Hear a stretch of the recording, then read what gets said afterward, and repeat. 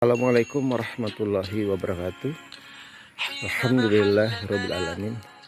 Alladzi hadana li hadza wa ma kunna linahtadiya laula an hadana Allah.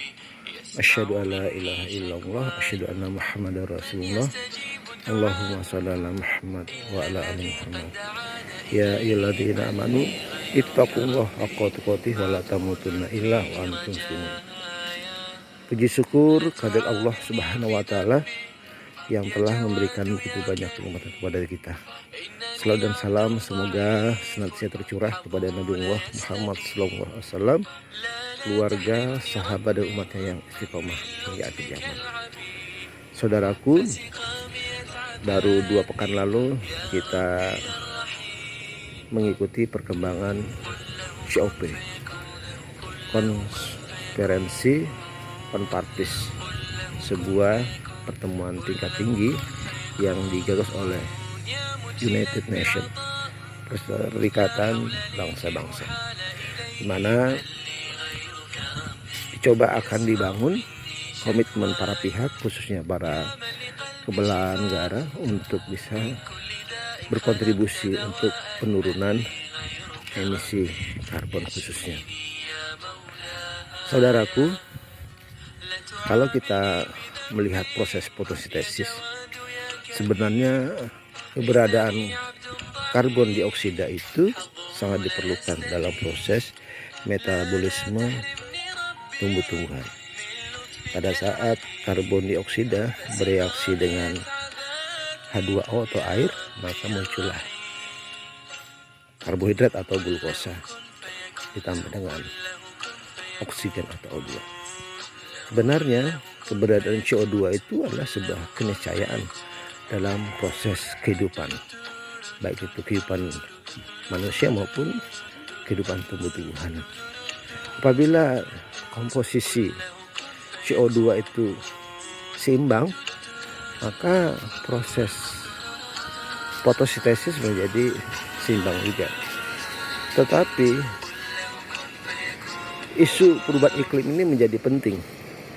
Karena apa? Karena komposisi CO2 itu mulai tidak seimbang. Dia mulai bertambah secara signifikan dalam beberapa dekade terakhir ini. Untuk itu memang akan berpengaruh kepada keseimbangan alam itu sendiri.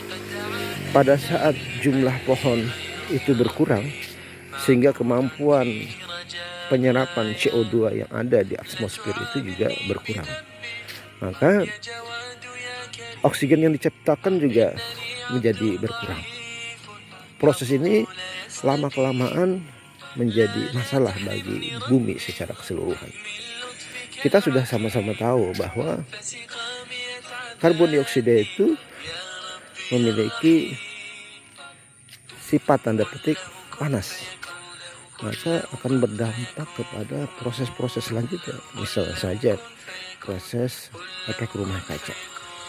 Efek rumah kaca itu adalah sebuah kondisi di mana konsentrasi CO2 di atas ambang. Nah, karena sifat panasnya tersebut, ini bisa menyebabkan suhu permukaan bumi itu bisa meningkat. Kesepakatan para pihak dari beberapa COP itu ditarget harus tidak boleh di atas 1,5 derajat Celcius. Karena apa? Karena memang pada saat kenaikan di atas 1,5 derajat Celcius itu akan berdampak banyak.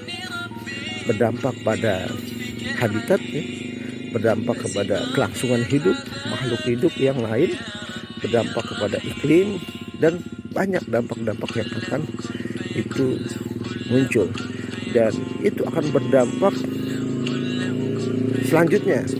Misalnya pada saat suhu naik sedikit saja, maka misalnya saja lumut mati, karena lumut itu harus berada pada titik tertentu. Tidak bisa dia misalnya berada di suhu rata-rata di atas standar misalnya. Maka pada saat lumut itu mati, maka akan berdampak kepada binatang yang memakan lumut itu juga mati. Kalau kita berbicara rantai makanan atau jaring-jaring makanan atau bahkan jaring-jaring kehidupan, maka seluruh unsur-unsur yang ada itu harus berada pada posisi atau jumlah yang cukup. Pada saat jumlah yang cukup itu bermasalah, maka akan berdampak. Pada saat misalnya produsen itu jumlahnya berubah, maka konsumen pertama atau herbivora misalnya itu juga bermasalah. Kemudian apabila herbivora itu bermasalah, maka karnivora tingkat 1 itu bermasalah. Kemudian akan terus berdampak. Maka satu saja salah satu unsur itu bermasalah, maka semua akan bermasalah. Ujung-ujungnya adalah kita manusia. Maka manusia perlu mempertahankan hidupnya juga, karena kita adalah konsumen paling tinggi. Tetapi pada saat produksinya di bawah bermasalah, konsumen tingkat 1 bermasalah, konsumen tingkat 2 bermasalah, kita sebagai konsumen di atas juga akan pasti bermasalah. Sekarang sudah bisa kita lihat trennya. Pada saat terjadi permasalahan perubahan iklim, banyak masyarakat yang tidak mampu untuk bertani dengan baik misalnya. Atau bahkan banyak juga pertanian itu gagal panen. Hanya karena apa? Hanya karena panas yang terlalu terik. Terjadi perubahan iklim, terjadi perubahan jadwal cuaca. Contohnya saja misalnya, kalau kita melihat dari aspek penanaman ya, penanaman perkebunan atau pertanian, misalnya ladang padi, kita melihat pada saat dalam kondisi normal di Indonesia khususnya ada sebuah kebiasaan. Di bulan Agustus itu biasanya puncak-puncaknya panas misalnya. Kemudian di September sudah mulai sedikit turun hujan. Kemudian Oktober dianggap itu hujan yang sudah banyak ya. Kemudian November dan Desember itu adalah puncak-puncaknya hujan atau puncak-puncaknya sumber, makanya diakhiri dengan ber semua ya. September, Oktober, November, Desember ya. Tapi kita tidak menggunakan istilah itu. Tetapi intinya adalah bahwa sudah bisa diprediksi bahwa di bulan Oktober, November, Desember itu memang akan banyak turun hujan. Nah, dalam kearifan lokal biasanya masyarakat itu misal ya, dalam satu kawasan atau lokasi perkebunan tertentu misalnya, masyarakat membuka lahan di bulan Agustus. Kenapa? Karena memang pada saat panas sangat mudah kita membuka perkebunan ya. Misalnya diharapkan di bulan September misalnya ditebas misalnya, kemudian itu akan kering. Nah, pada kering itu biasanya pengolahan lahan relatif lebih mudah ya. Diharapkan di bulan Oktober itu ditanam. Dan diharapkan juga di situ sudah mulai banyak hujan. Sehingga misalnya biji-biji padi yang ditanam itu secara alami dia akan tumbuh. Kenapa? Karena dibantu dengan adanya air hujan. Diharapkan di bulan November sudah tumbuh mulai banyak, di Desember dia sudah bisa kuat, dan di Januari pada saat mulai menurun intensitas hujan, Februari dan sampai di April nanti atau Juni sudah terjadi masa panen. Itu yang ideal seperti itu. Tetapi setelah ada fenomena perubahan iklim, itu bisa mengganggu semuanya. Pada saat di bulan Agustus itu masyarakat menyiapkan lahan, kemudian di bulan September diharapkan juga sudah mulai baik proses pengolahan lahannya, dan di bulan Oktober diharapkan ada hujan turun atau hujan sudah lumayan banyak. Karena apa? Karena diharapkan benih-benih yang ditanam itu bisa tumbuh dengan baik. Tetapi karena ada perubahan iklim, di bulan Oktober, di bulan November itu tidak ada hujan. Maka benih-benih yang ditanam itu yang di bulan September atau Oktober ditanam itu bisa mati kekeringan. Kenapa? Karena tidak disukai hujan yang bisa membantu proses pertumbuhannya. Maka tumbuhan yang tanam itu mati, benih yang tanam itu mati, maka biasanya terjadilah paceklik. Dan itu beberapa tahun terakhir sering terjadi. Beberapa hulu sungai ya, kita bisa melihat itu banyak daerah-daerah yang mengalami paceklik. Karena memang tadi, karena tidak ada proses alam yang membantu mempercepat hidupnya tanaman. Nah, ini adalah salah satu bentuk atau dampak dari perubahan iklim. Nah, saudaraku, jadi pada saat kita mengganggu tanda petik keseimbangan alam, maka boleh jadi kita akan membantu pengurangan kemampuan daya hidup kita. Karena apa? Karena memang sumber bahan makan kita itu bisa berpengaruh banyak dari perubahan iklim ini. Salah satu contohnya adalah tadi itu, penyiapan bahan makanan.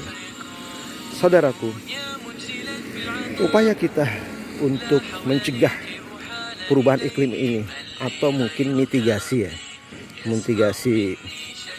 perubahan iklim ini, itu bagi kita bisa menjadi salah satu upaya agar hidup kita itu bisa nyaman, hidup kita bisa normal kembali. Kenapa? Karena ada asupan makanan. Kenapa? Karena memang makanan tidak terpengaruh. Bagi kita, membantu agar perubahan iklim tidak terjadi, membantu agar konsentrasi CO2 itu berada dalam posisi yang pas, membantu agar tidak terjadi peningkatan suhu di atas 1,5 derajat Celcius. Bagi kita itu seperjuangan. Membantu menjaga itu semua bagi kita adalah jihad. Bagi kita adalah sebuah perjuangan yang memang harus kita lakukan demi masyarakat yang lebih luas. Dakwah kita mungkin bisa lewat ceramah-ceramah, menyampaikan hal-hal yang bersifat ibadah resmi atau ibadah ghairu mahdoh atau ibadah-ibadah yang lain.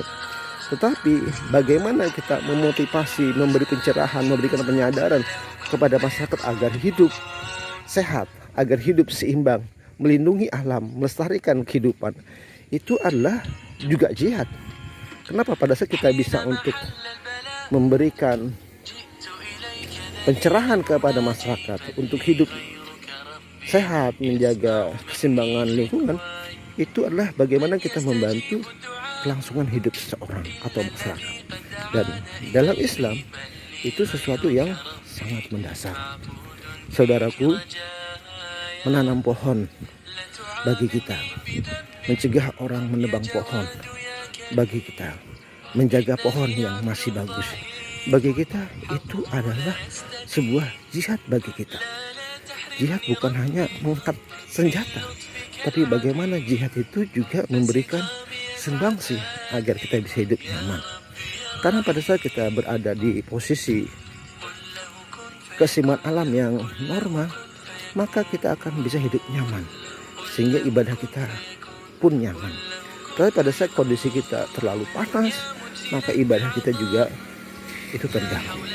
Saudaraku, saat kita mampu untuk membantu agar kondisi nyaman, kita nyaman untuk beribadah, saya yakin itu adalah sebuah jihad yang harus kita tumbuhkan. Ayo berjuang, ayo bersama, ayo membantu agar suhu tidak naik 1,5 derajat Celcius, sehingga kehidupan bisa berjalan secara normal. Ayo, tidak ada yang tidak bisa kita lakukan. Ibadah itu ada dua, ibadah mahdoh dan ibadah ghair mahdoh. Ibadah muamalah itu juga bisa dikategorikan sebagai ibadah yang mendapatkan pahala selama kita punya niat yang baik dan kita yakin bahwa yang kita lakukan ini bisa bermanfaat, bisa membantu kemaslahatan masyarakat. Insya Allah itu juga ibadah yang bisa kita lakukan. Assalamualaikum warahmatullahi wabarakatuh.